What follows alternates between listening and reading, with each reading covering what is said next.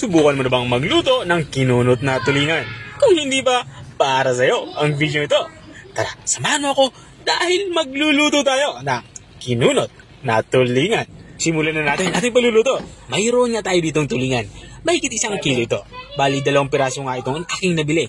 Ang gagawin lang natin dito ay lalagyan natin ito ng asin. At matapos natin ito malagyan ng asin ay lalagyan na natin ito ng tubig. Ang tubig naman ay naka-level. Ito sa ating lulutuing tulingan.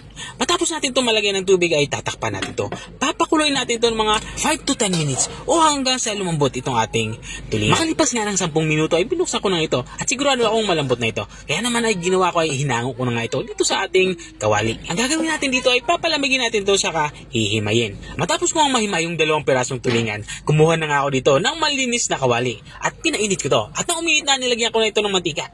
At nang uminit na nga mantika, nagsimula na tayong mag-isa. Unang inilagay ko itong ating bawang. At matapos kong mailagay yung bawang, susunod na din natin itong ating sibuyas. Gagawin natin dito, ipapalabasin natin yung aroma nitong ating 2 sangkap panggisa.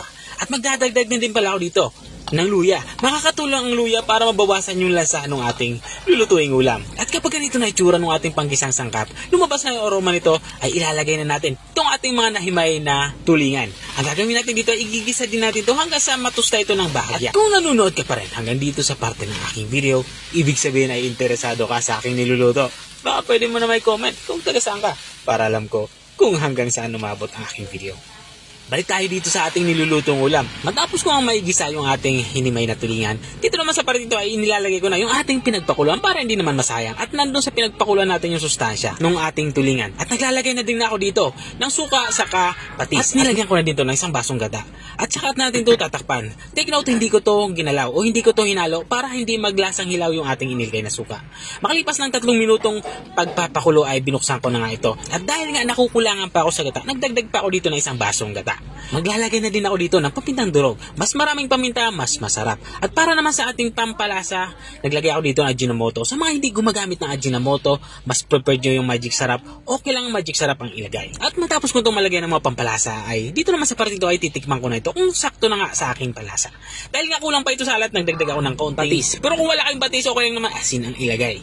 At matapos ko ito malagyan ng patis ay tatakpan muna natin ito. Kuluin natin ito ng mga 2 hanggang 3 minuto. Maluto lang yung ating inilagay na gata.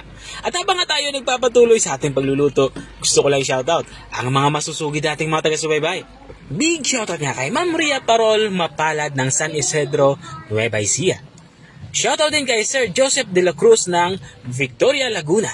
At shoutout din kay Ma'am Raylin Usuid ng Saudi Arabia. At maraming salamat din sa mga walang sawang nanonood at nakasubaybay dito sa aking channel. Balik na tayo dito sa ating nilulutong ulam. Dito nga sa parte ito ay halos patapos na nga din ako sa ating pagluluto. Naglagay ako dito ng green na sili saka pulang sili para may kaunting anghang naman. At saka ko ito tinakpan. Simmer lang natin ito ng mga 2 minuto para maluto lang yung ating inilagay na malunggay. At makalipas ka ng 2 minuto ay ito na nga. Lutong-luto na nga yung ating ulam pananghalian. Ito na nga yung ating kinunot na tulingan. Kung nakarating ka hanggang dito sa dulo ng aking video, maraming salamat sa panunood. At kung nagustuhan mo naman yung bago nating recipe ibinahagi, baka pwede mo naman to i-share. O siya, hanggang dito na lang ako. Kita-kita ulit sa mga susunod kong mga videos. Paalam! Bye-bye!